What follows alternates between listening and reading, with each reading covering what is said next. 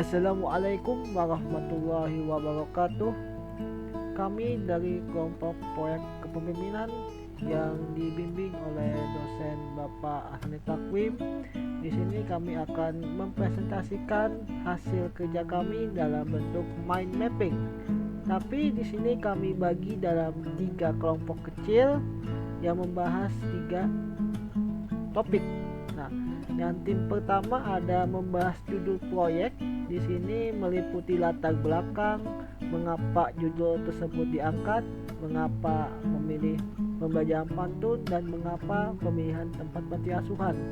Nah, kelompoknya ada 4, yaitu Muhammad Hafiz Ansari, Atika Kurnia Ilahi, Meli Lufianah, dan Salim Ma'ruf.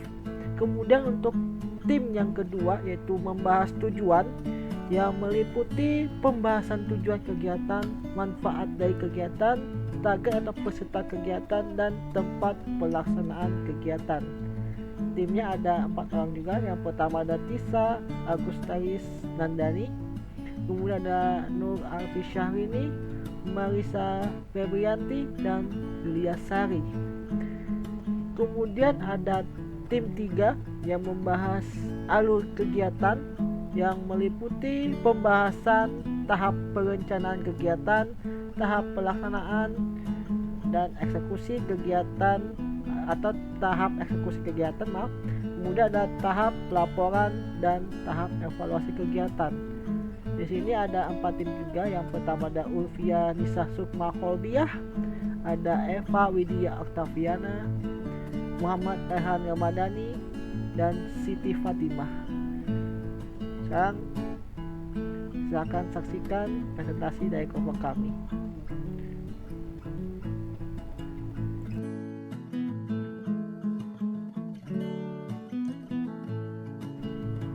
Ya, assalamualaikum warahmatullahi wabarakatuh.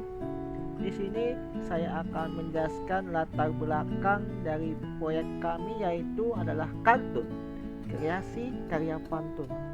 Tetapi sebelum itu, perkenalkan, nama saya Muhammad Hafiz Ansari. Saya di sini di bagian atau divisi koordinator lapangan. Nah, tugas saya sendiri adalah untuk bertanggung jawab atas pelaksanaan kegiatan yang telah berlangsung di lokasi, dan kemudian juga tugas saya adalah memastikan tempat kegiatan yang akan dilaksanakan sesuai dengan kebutuhan kegiatan yang akan dilakukan. Nah, pada latar belakang ini ada 4 poin yang akan saya jelaskan. Yang pertama adalah pendidikan berperan penting dalam menciptakan sumber daya manusia yang berkualitas dan mampu bersaing di era global. Nah, pendidikan merupakan kunci dalam membentuk generasi yang unggul dan siap menghadapi persaingan global. Namun, kemajuan bangsa tidak hanya ditentukan oleh kecakapan akademik, tetapi juga karakter dan kecintaan terhadap budaya. Salah satunya adalah warisan budaya yang memiliki nilai edukatif tinggi adalah pantun, yang tidak hanya melatih kecerdasan verbal, tetapi juga mengandung nilai moral dan sosial yang penting. Nah, melalui proyek kartun ini adalah kreasi karya pantun, mahasiswa PPG Pajabatan, yaitu kami sendiri, berupaya untuk mengintegrasikan pembelajaran budaya ke dalam pendidikan anak-anak panti asuhan. Nah, anak-anak di panti ini memiliki potensi besar yang perlu dikembangkan, tetapi akses mereka terhadap pembelajaran berbasis budaya seringkali terbatas.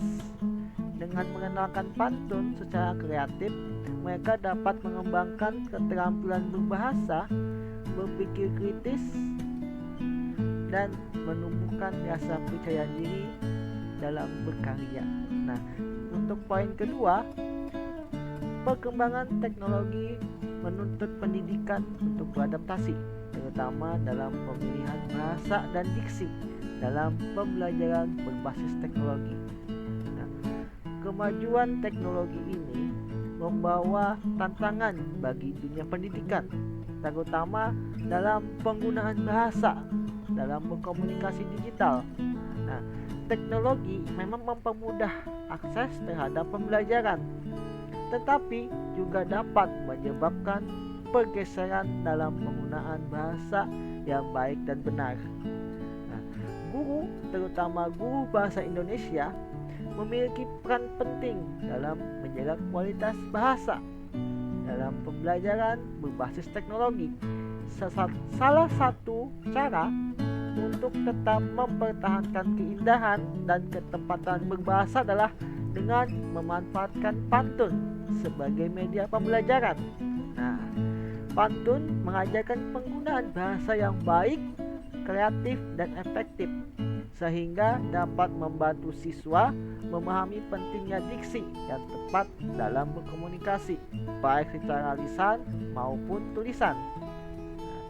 Yang ketiga ada kurikulum terus berkembang untuk menjawab tantangan zaman, termasuk era revolusi industri 4.0 yang menuntut kecakapan abad 21, yaitu karakter, kritis, dan kreatif, komunikasi, dan kolaborasi. Kurikulum yang diterapkan saat ini dirancang untuk membekali peserta didik dengan kecakapan abad 21 yang meliputi penguatan karakter melalui nilai moral dan budaya, berpikir kritis dalam memahami makna dan pesan yang tersirat dalam bahasa, kreatif dalam merangkai kata-kata dan menghasilkan karya sastra, dan kemudian komunikasi yang efektif melalui ekspresi bahasa yang terstruktur, kemudian kolaborasi dalam berkarya bersama dalam lingkungan pembelajaran yang aktif. Nah, pantun menjadi salah satu media pembelajaran yang mampu menanamkan semua aspek ini. Dalam proyek kartun kreasi karya pantun, anak-anak panti asuhan diajak untuk membuat dan menyampaikan pantun mereka sendiri. Nah, proses ini membantu mereka berpikir kreatif, menyusun bahasa dengan baik, serta meningkatkan rasa percaya diri dalam berkomunikasi dan berinteraksi sosial.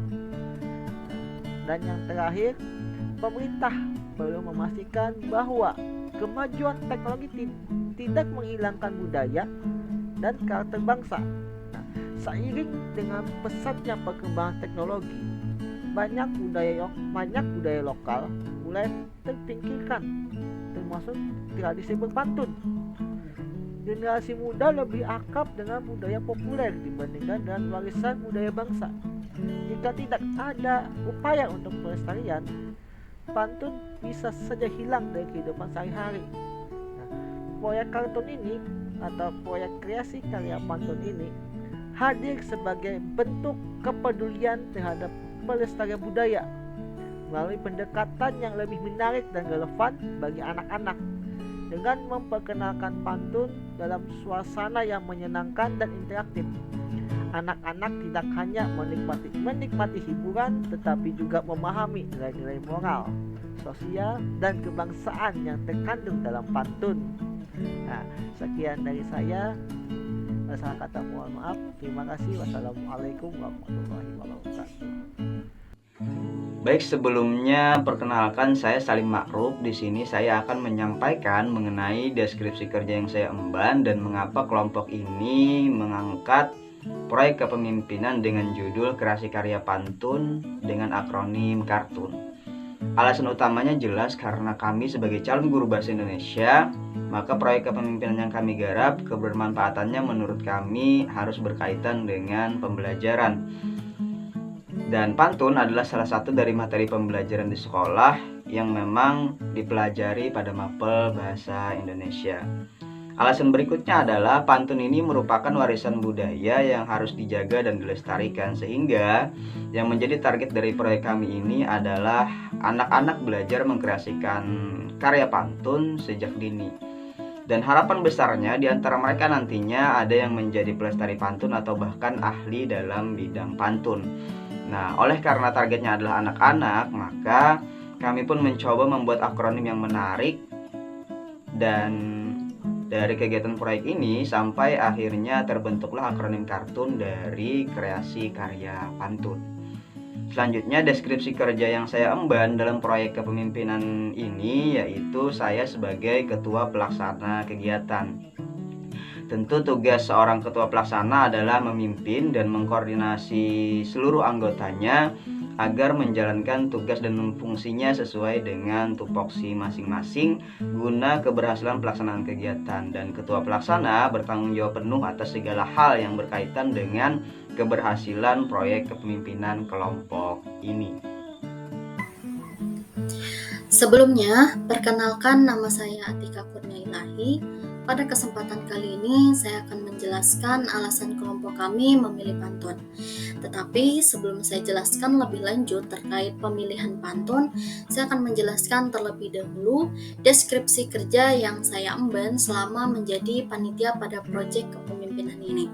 Saya mendapatkan tanggung jawab di bagian divisi perlengkapan, yang mana tugasnya yaitu merencanakan, mendata, menyiapkan segala peralatan serta perlengkapan yang akan dibutuhkan dalam kegiatan pelatihan pantun nantinya. Baik, saya lanjutkan menjelaskan mengapa kelompok kami memilih pantun sebagai pelatihan untuk anak-anak panti asuhan.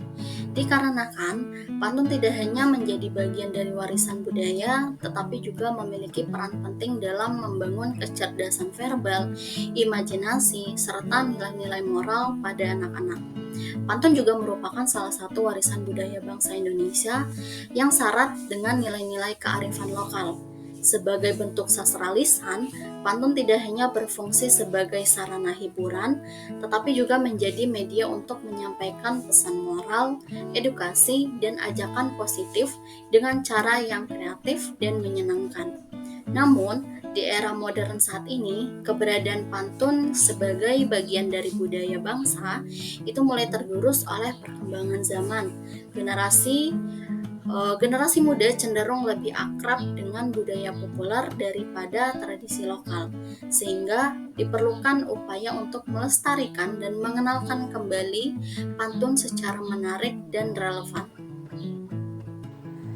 Perkenalkan, nama saya Meli Lufiana. Pada kepanitiaan proyek kepemimpinan kartun atau kreasi karya pantun, saya sebagai anggota dari divisi acara.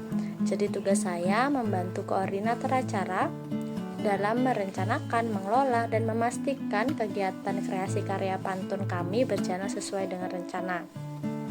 Pada video ini, saya akan memaparkan alasan kelompok kami mengapa memilih panti asuhan sebagai tempat kegiatan proyek kepemimpinan kreasi karya pantun. Kelompok kami menyadari bahwa anak-anak di panti asuhan memiliki potensi yang besar yang perlu dikembangkan, tetapi seringkali mereka memiliki keterbatasan dalam akses pendidikan berbasis budaya lokal. Pada kegiatan kreasi karya pantun ini, anak-anak dapat menemukan minat dan bakat yang mungkin belum pernah terungkap. Selain itu, dengan mengajarkan anak-anak tentang pantun, mereka tidak hanya belajar tentang seni, tetapi juga lebih mengenal dan mencintai budaya mereka sendiri. Kemudian, pada kegiatan ini, kami memiliki tujuan untuk membangun rasa percaya diri mereka melalui ekspresi kreatif dalam pantun. Kemudian, dengan memberikan pengalaman belajar yang menyenangkan dan inspiratif, sekaligus memperkuat keterampilan berpikir kreatif, kami berharap dapat memberikan pengalaman belajar yang tidak hanya bermanfaat, tetapi juga menginspirasi anak-anak untuk terus belajar dan berkembang. Pengalaman ini dapat menjadi kenangan positif yang mereka bawa dalam kehidupan mereka, dan diharapkan anak-anak di panti asuhan dapat merasakan manfaat yang lebih besar dalam hal pengembangan diri mereka, terutama dalam mengenal dan mengekspresikan budaya lokal.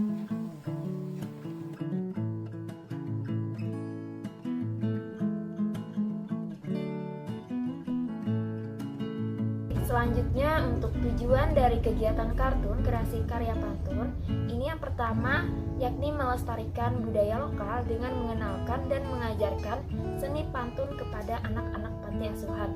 Dan yang kedua, mengembangkan kreativitas anak-anak melalui kegiatan menulis dan menciptakan pantun, baik itu secara mandiri ataupun secara berkelompok. Dan yang ketiga, meningkatkan rasa percaya diri anak-anak panti dalam mengekspresikan ide dan gagasan mereka melalui karya pantun. Dan yang keempat, menanamkan nilai moral dan edukasi yang terkandung dalam pantun sebagai salah satu bentuk pembelajaran karakter. Dan yang kelima, menciptakan suasana pembelajaran yang menyenangkan dan interaktif bagi anak-anak panti asuhan. Dan yang terakhir, membangun kebersamaan dan kepedulian antara mahasiswa PPG Prajabatan dan anak-anak panti asuhan melalui kegiatan budaya. Baik, itu saja dari saya. Untuk materi berikutnya, saya serahkan kepada rekan saya. Jadi di sini saya akan menjelaskan mengenai manfaat dari kegiatan yang akan kami lakukan ini di panti asuhan. Jadi manfaat dari kegiatan ini bagi mahasiswa PPG calon guru adalah mampu mengasah kepekaan terhadap masyarakat, melatih manajemen sosial emosional, mengembangkan skill kepemimpinan, dan kemampuan membangun relasi atau kerjasama. Dan selanjutnya manfaat kegiatan ini untuk anak-anak di panti asuhan nanti adalah karena kegiatan yang dilakukan adalah mungkin salah satunya nanti adalah membaca pantun.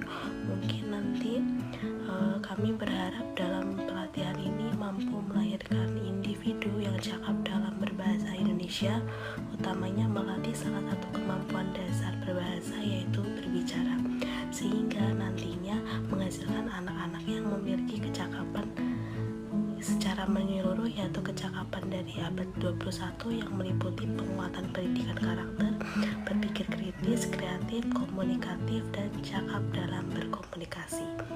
Demikian penjelasan saya, terima kasih. Selanjutnya adalah sasaran kegiatan. Sasaran kegiatan ini adalah adik-adik di panti asuhan yang sedang bersekolah di jenjang pendidikan kelas 5 SD sampai dengan 1 SMP. Selanjutnya penyelenggara kegiatan. Kegiatan ini diselenggarakan oleh tim proyek kepemimpinan kartun, kreasi karya pantun, mahasiswa pendidikan profesi guru, bidang studi bahasa Indonesia, Universitas Lambung Mangkurat yang bekerja sama dengan Panti Asuhan Mitra Proyek. Baik, selanjutnya dasar kegiatan. Dasar kegiatan ini adalah tugas proyek kepemimpinan PPG calon guru gelombang 2, Prodi Pendidikan Profesi Guru, bidang studi Bahasa Indonesia, LPTK Universitas Lambung Mangkurat Banjarmasin, tahun ajaran 2024 sampai 2025. Kegiatan ini rencananya akan dilaksanakan pada hari Sabtu 19 April 2025 pukul 9 waktu Indonesia Tengah sampai dengan selesai, bertempat di Panti Asuhan Sentosa, Jalan Belitung Darat, Kecamatan Banjarmasin Barat, Kota Banjarmasin, Kalimantan Selatan, dengan kode pos 70124. Perkenalkan, saya Desa Ogasaris Nandani. Saya berperan sebagai sekretaris 1. Jadi di sini tugas saya adalah membantu ketua pelaksana kegiatan untuk mengawasi jalannya kegiatan nanti. Selain itu, saya juga membuat proposal dan surat menyurat untuk mendorong keberlangsungan kegiatan yang akan kami laksanakan nanti. Tidak lupa juga, saya juga dibantu oleh sekretaris 2. Itu saja dari saya, terima kasih.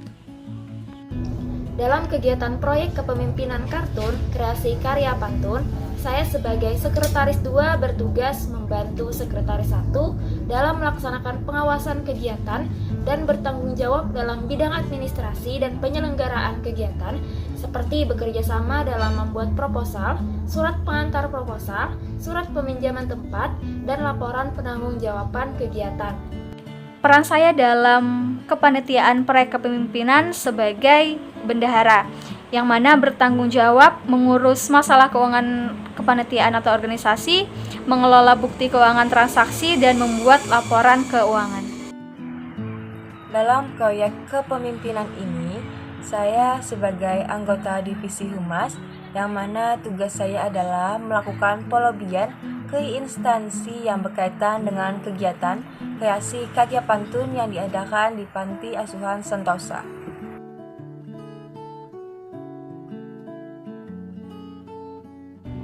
Baik, di sini saya akan memaparkan terkait dengan perencanaan kegiatan.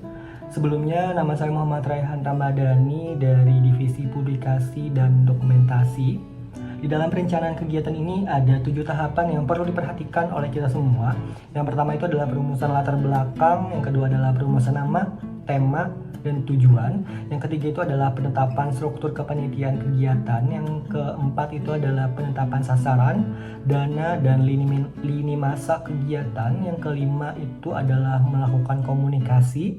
Yang keenam adalah pembuatan proposal kegiatan. Yang terakhir adalah penyaluran proposal kegiatan. Kita ulik yang pertama, yaitu adalah perumusan latar belakang. Sudah dijelaskan dan dipaparkan oleh rekan saya sebelumnya di awal terkait dengan latar belakang kegiatan ini dilakukan untuk apa. Tapi secara singkatnya,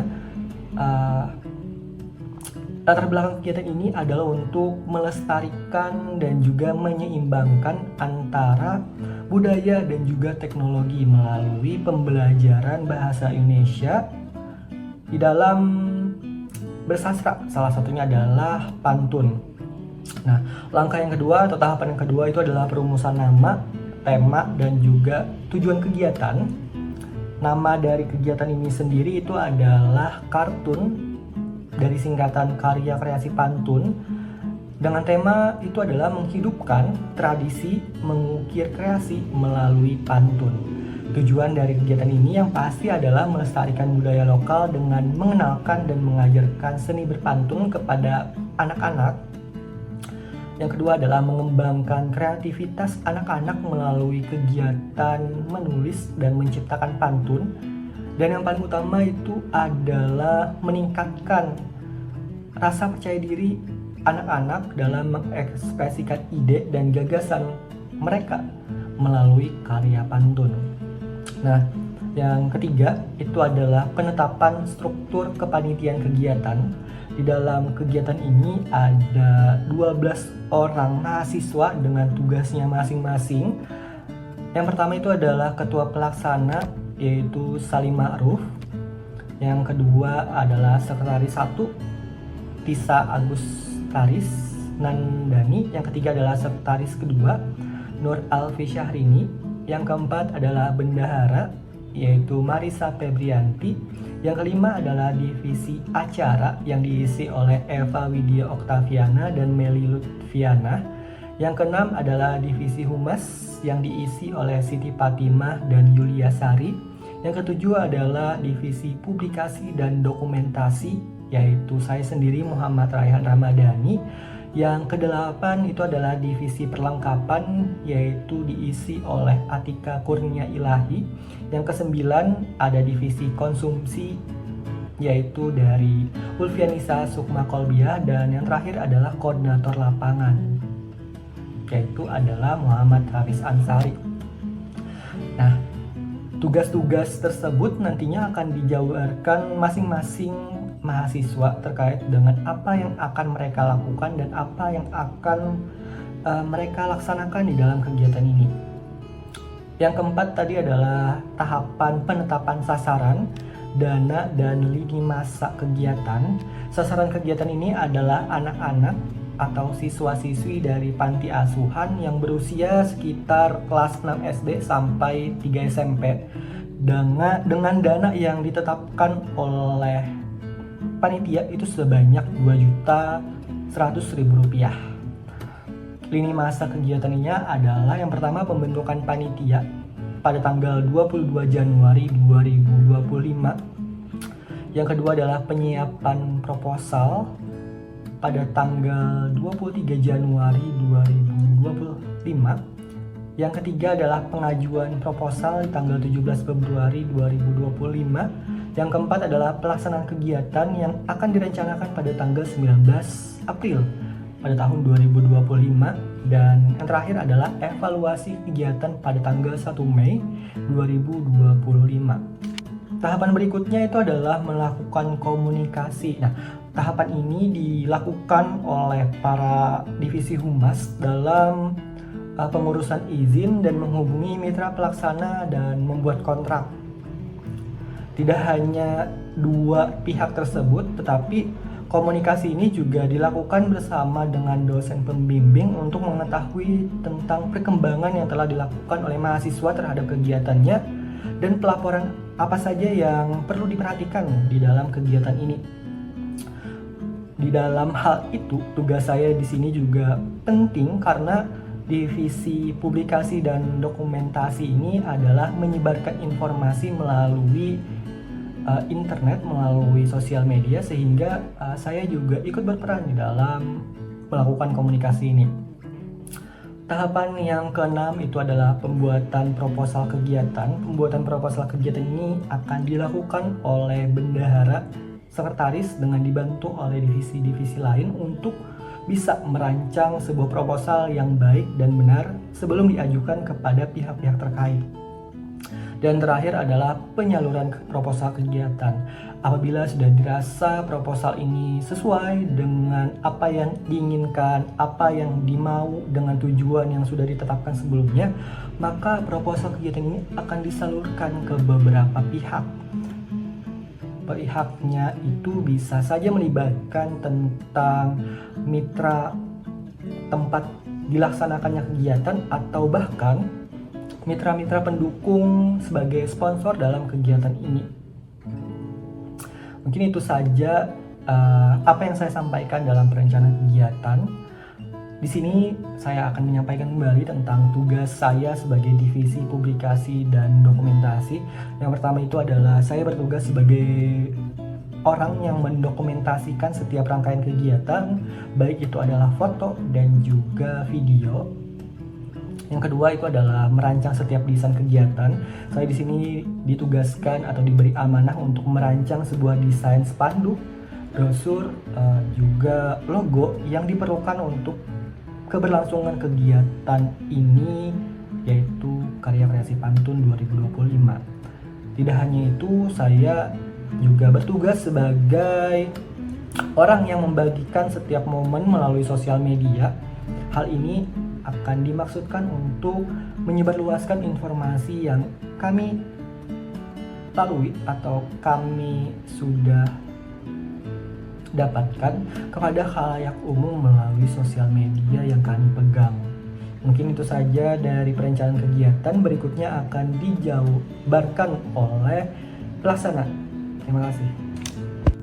Baik, berikutnya di sini saya akan menjelaskan tahapan kegiatan pelaksanaan kartun atau kreasi pantun. Nah, di sini yang pertama acaranya terbagi menjadi dua, yaitu pada saat melaksanakan kegiatan di panti asuhan, lalu yang kedua ada tahapan gelar karya. Nah, di sini saya akan menjelaskan tahapan agenda di panti asuhan. Yang pertama, kegiatan di panti asuhan dengan games berbalas pantun berantai.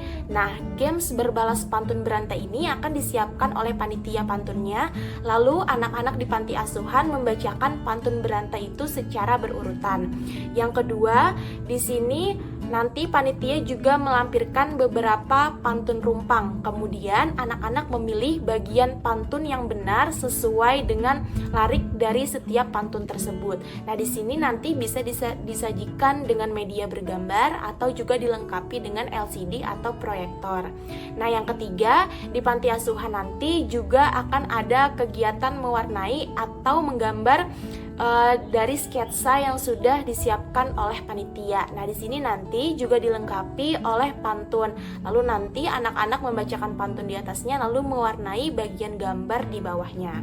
Nah, itu untuk kegiatan di panti asuhan yang nantinya akan dilaksanakan oleh kelompok.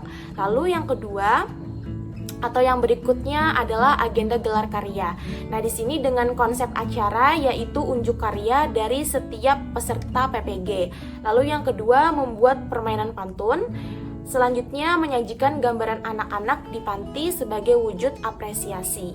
Adapun di sini saya sebagai divisi acara yaitu bertugas menjadi koordinator acara dari perencanaan sampai akhir pelaksanaan nanti. Lalu yang kedua mengatur acara dari persiapan dan juga menjalin komunikasi dari semua anggota divisi. Sekian dari saya, terima kasih. Baik, selanjutnya pada bagian pelaporan. Seperti yang sudah dijelaskan rekan saya tadi bahwa kegiatan kita ini bernama kartun, yaitu kreasi karya pantun. Nah, kegiatan kartun ini direncanakan untuk memberikan pengalaman belajar yang menyenangkan dan interaktif bagi anak-anak panti asuhan. Agar kegiatan dapat berjalan dengan lancar, beberapa antisipasi telah disiapkan. Yang pertama, mengalokasikan waktu yang cukup untuk sesi praktik agar peserta atau anak-anak ini bisa lebih memahami cara mengkreasikan pantun. Jadi tadi sudah dijelaskan rekan saya juga, untuk kegiatan ini kami melaksanakannya pada pagi hingga siang. Mengapa kami memilih waktu pagi? Karena berdasarkan pengalaman kami selama mengajar PPL dan lain sebagainya, bahwa pagi ini adalah waktu yang sangat cocok atau pas untuk anak-anak itu menerima ilmu. Waktu yang sangat efektif anak-anak itu menerima ilmu. Jadi itu juga salah satu alasan mengapa kami memilih waktu pagi untuk melaksanakan kegiatan ini. Lalu selanjutnya, menyediakan tim pendamping yang siap membantu peserta yang mungkin nanti akan mengalami kesulitan dalam mengkreasikan pantun. Jadi untuk tim pendamping ini dari kelompok sendiri yang akan mendampingi anak-anak untuk mengkreasikan pantun. Untuk satu mahasiswa mendampingi 1-2 anak-anak. Lalu yang ketiga, mengatur jadwal kegiatan secara efektif agar seluruh sesi dapat terlaksana sesuai rencana. Tadi mungkin sudah dijelaskan rekan saya juga untuk kegiatannya, mulai dari registrasi dan lain sebagainya. Itu kami tentukan waktunya agar kegiatan kita ini berjalan sesuai rencana dan tersusun atau terstruktur. Selanjutnya yaitu memastikan kesiapan fasilitas seperti tempat, alat tulis, dan konsumsi untuk peserta. Jadi untuk sarana dan prasarana ini seperti LCD, tempat tulis, dan lain sebagainya akan disiapkan oleh divisi perlengkapan. Dan untuk konsumsi sendiri, kebetulan saya yang menjadi anggota dan sekaligus koordinator juga divisi konsumsi. Tugas divisi konsumsi yang pertama yaitu merencanakan dan menentukan jenis konsumsi untuk peserta dan panitia. Yang kedua, berkoordinasi dengan penyedia makanan. Dan yang terakhir tentunya menyiapkan konsumsi untuk acara kegiatan kita kali ini. Melanjutkan pembahasan dari rekan-rekan saya akan membahas mengenai evaluasi kegiatan. Dalam sebuah perencanaan kegiatan, evaluasi kegiatan berada di tahap akhir sebelum adanya pelaporan. Jadi di evaluasi kegiatan ini yang pertama, tahap evaluasi ini bertujuan untuk menilai efektivitas pelaksanaan dan pencapaian suatu tujuan yang sudah disepakati bersama-sama. Evaluasi mencakup perencanaan, proses, hasil, serta dampak yang dicapai dalam jangka panjang. Hasilnya digunakan sebagai umpan balik untuk perbaikan di masa depan. Memastikan seberapa efisien sumber daya dan meningkatkan manfaat kegiatan bagi individu di dalam suatu lingkungan maupun di dalam suatu masyarakat. Nah, untuk evaluasi di kegiatan itu ada evaluasi perencanaan, yang mana kita mengevaluasi seberapa baik rencana kita sehingga hasilnya bisa bermanfaat. Apakah di dalam perencanaan itu ada hal-hal yang harusnya diubah jika kita melaksanakan kegiatan selanjutnya. Terus ada lagi evaluasi proses. Selama kita berproses, hal apa yang menjadi hambatan kita di dalam kegiatan ini. Yang ketiga ada evaluasi hasil. Apakah hasilnya sudah mencapai maksimal atau sudah melebihi target yang ingin kita capai. Dan yang keempat, evaluasi dampak. Seberapa berdampakkah kegiatan yang kita lakukan terhadap tujuan yang ingin kita capai. Dan yang terakhir adalah umpan balik serta perbaikan. Sehingga di setiap evaluasi itu harus ada umpan balik dan juga perbaikan untuk bisa digunakan dalam kegiatan dan persiapan proyek berikutnya. Demikian yang dapat saya sampaikan. Terima kasih. Ya, ini adalah hasil produk mind mapping yang dibuat oleh kelompok kami dalam bentuk fisik atau print out. Nah, sekian dari kelompok kami. Ada salah kata, mohon maaf. Wassalamualaikum warahmatullahi wabarakatuh.